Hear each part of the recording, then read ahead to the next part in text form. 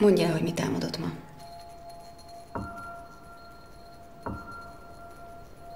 Azt álmodtam, hogy szarvas vagyok. Nagyon éhes voltam. Velem volt a társam. Ittam a patakból. Maga állat volt az álmában, ha jól értem.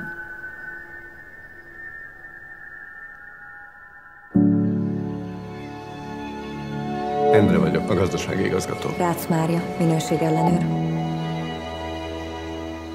Palit akar fogni, doktornő?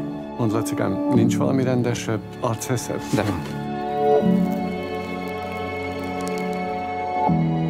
Maguk privát kis vicce érdekel. Akkor most mondja el, hogy mit álmodott valójában ma éjjel. Én nagyon szépnek látom magát. Ezt nem hiszem el. Mi van összejöttetek?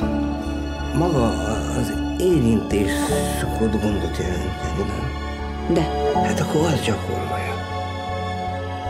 Mit gondol, olyan könnyű nekem itt hülyét csinálni magamból?